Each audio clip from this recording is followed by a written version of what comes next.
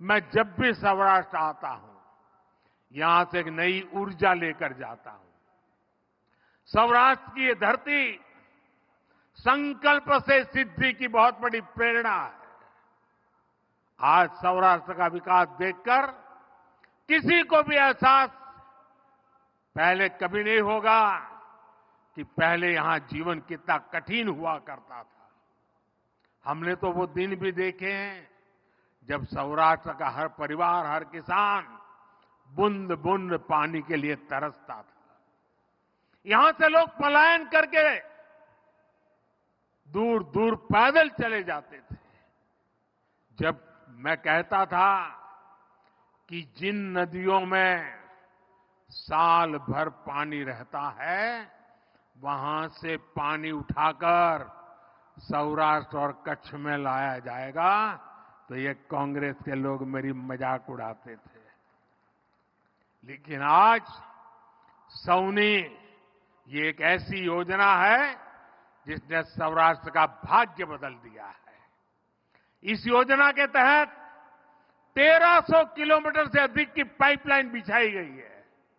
और पाइपलाइन भी छोटी नहीं है, पाइप के अंदर मारुति कार चल जा सकती है। इसके कारण सौराष्ट्र के सैकड़ों गांवों को सिंचाई का और पीने का पानी पहुंच गया है। अब सौराष्ट्र का किसान संपन्न हो रहा है, यहां का पशुपालक संपन्न हो रहा है, यहां का मछुआरा संपन्न हो रहा है। मुझे विश्वास है आने वाले वर्षों में पूरा सौराष्ट्र, पूरा गुजरात सफलता की नई ऊंचाई पर पहुंचेगा। द्वारकाधीश का आशीर्वाद हमारे साथ है। हम मिलकर सौराष्ट्र को, गुजरात को विकसित बनाएंगे।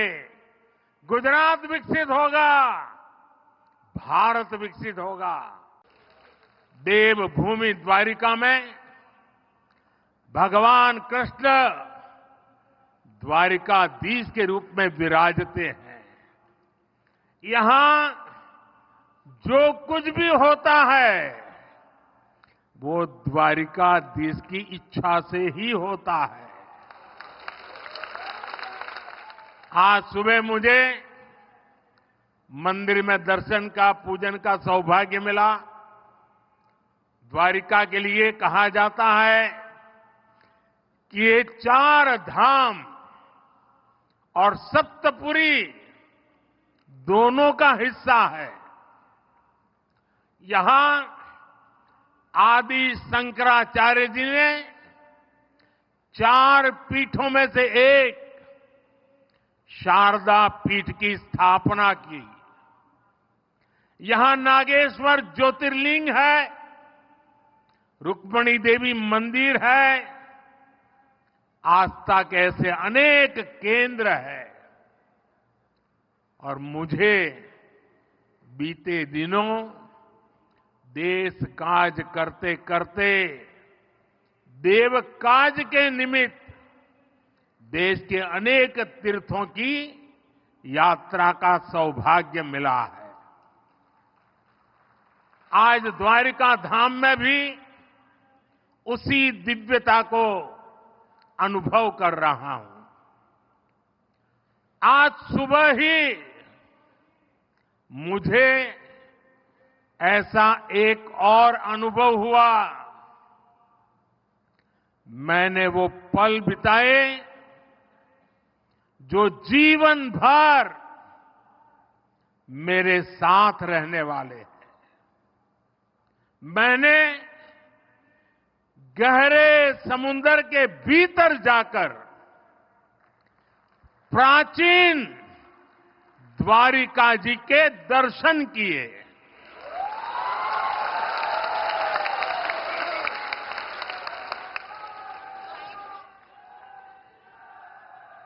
पुरातत्व के जानकारों ने समंदर में समाई उस द्वारिका के बारे में काफी कुछ लिखा है। हमारे शास्त्रों में भी द्वारिका के बारे में कहा गया है, भविष्यति पुरी रम्या सद्वारा प्राज्ञ तोरण चयाट्टलाकल केयूरा पृथ्व्याम ककूदोपमा। अर्थात सुंदर द्वारों और ऊंचे भवनों वाली ये पुरी पृथ्वी पर शिखर जैसी होगी। कहते हैं भगवान विश्वकर्मा ने खुद इस द्वारिका नगरी का निर्माण किया था।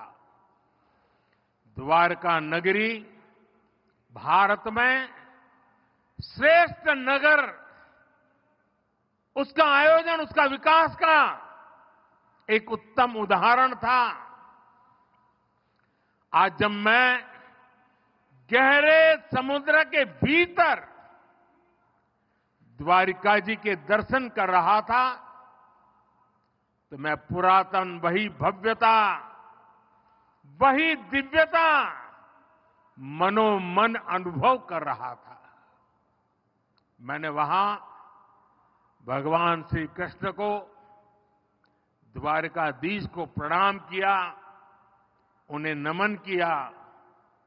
मैं अपने साथ मोर पंख भी ले कर गया था, जिसे मैंने प्रभु कृष्ण का स्मरण करते हुए वहां अर्पित किया।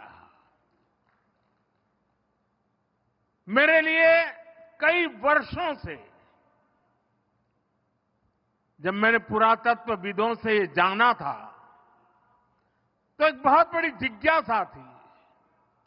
मन करता था कभी न कभी समुद्र के भीतर जाऊंगा और उस द्वारिका नगरी के जो भी अवशेष हैं उसे छू करके श्रद्धा भाव से नमन करूंगा। अनेक वर्षों की मेरी वो इच्छा आज पूरी हुई। मेरा मन बहुत गदगद है, मैं भाव विभोर हूं। दशकों तक जो सपना संजोया हो और उसे आज उस पवित्र भूमि को स्पर्श कर करके पूरा हुआ होगा, आप कल्पना कर सकते हैं मेरे भीतर कितना अभूत आनंद होगा। साथियों, 21वीं सदी में भारत के वैभव की तस्वीर भी मेरी आंखों में घूम रही थी और मैं लंबे समय तक अंदर रहा। मैं समुद्र द्वार और आज के यहां देर आई आने में उसका कारण भी मैं अंदर काफी देर रुका रहा। मैं समुद्र द्वारका के उस दर्शन से विकसित भारत के संकल्प को और मजबूत करके आया हूं।